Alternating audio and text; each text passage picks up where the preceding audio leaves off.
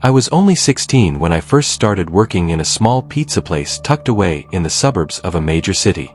At the beginning, they kept me in the kitchen, washing trays, chopping vegetables, helping the chef clean up after the rush hours. It was quiet, boring work, nothing like what was about to happen.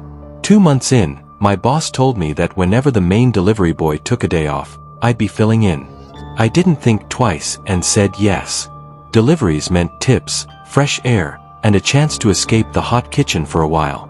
Then, out of nowhere, the regular delivery boy quit.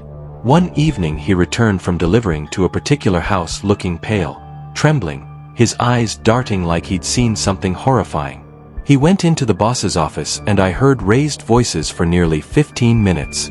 When he came back out, he slapped me on the back and muttered, "Good luck, kid," before walking out for good. I asked why he was quitting. He just said, "Shitty job, that's all," but his face told a different story. For the next couple of weeks, I was the one making deliveries. Everything seemed normal, until one order sent me to the rural edge of town, where houses sat a quarter-mile apart and the sun dipped low behind the trees. The house was a sagging 2-story thing, its lawn choked with weeds, dead trees leaning like sentinels, no chairs or pots on the porch, no sign of life at all. It looked abandoned. Still, I grabbed the pizza box and went up to knock. I secretly hoped my boss had written the wrong address. After a long pause, the door's lock rattled and it opened. An old woman stood there, at least 70, with thinning white hair, missing teeth, and sunken cheeks. Her eyes were the worst, fixed, unblinking, boring into me. "Pepperoni pizza, ma'am," I said, trying to sound cheerful. Her voice was raspy when she answered, "Yes." But she didn't take the pizza. She just stared, her hands digging in her purse. "Did you come with someone else?" she asked suddenly. I froze. "No," I stammered. "Where's the other one?" "He ran off on me last time." My blood went cold.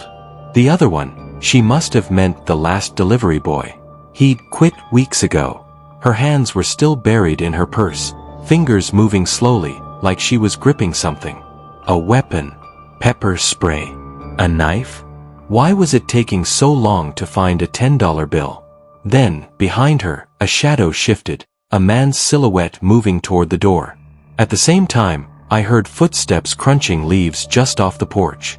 A deep male voice said, "Hey." I looked over and saw a middle-aged man's head peeking up over the porch, glaring at me with fury. That was enough.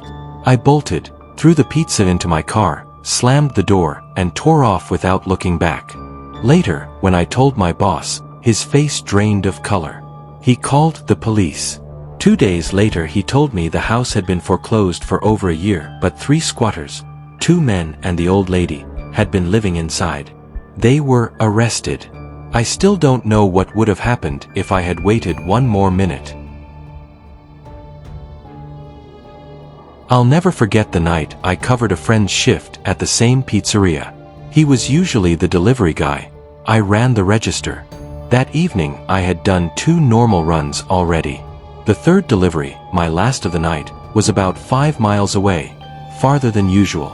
The GPS led me off the highway into a ghost town of dim streetlights and cracked sidewalks.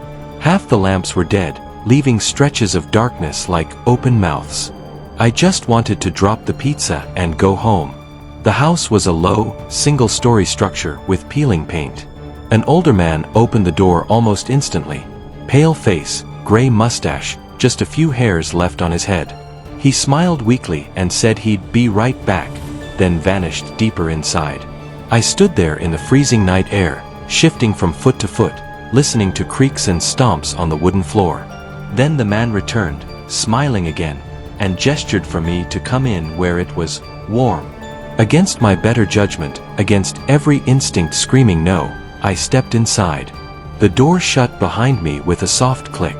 It wasn't even warm inside. The air smelled damp and stale, like old wood. I edged closer to the exit without realizing it. The man emerged again, opening a door that led down to a pitch-black basement. "I keep my money down here," he said, tilting his head. "Come with me."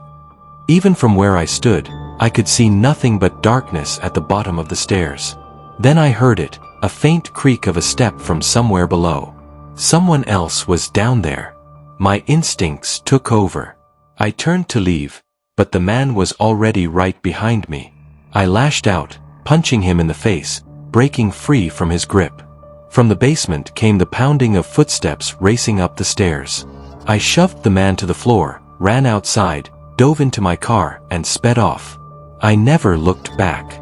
My manager called the cops, but I never found out what happened after that. What I do know is this: never step into a stranger's house for a pizza delivery, no matter how cold it is outside. This was supposed to be a routine delivery.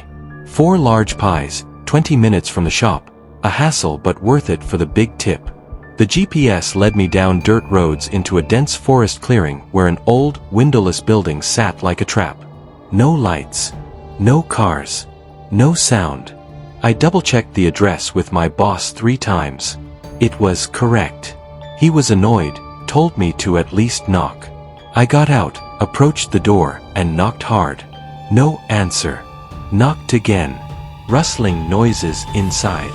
"I'm the pizza guy," I called out. Silence. Then, movement at a window. A face. Or rather, just eyes. Eyes open impossibly wide, staring at me from the darkness. I dropped the pizzas and ran back to my car. The engine stuttered twice before starting. I barely made it down the dirt road before the car began shaking violently. A scraping noise. I stopped, got out. My heart nearly stopped. All 4 tires were slashed to the rim. Someone had done this while I was knocking. I locked myself back in, called 911. The operator told me to stay put, stay quiet. But as I scanned the windows, something in the rearview mirror made my blood freeze. She was there, the same person from the window, now inside my car's back seat. A woman. Her eyes even wider than before, a small smile curling at the edge of her lips. I didn't think. I flung the door open and sprinted into the woods, running blindly until my lungs burned.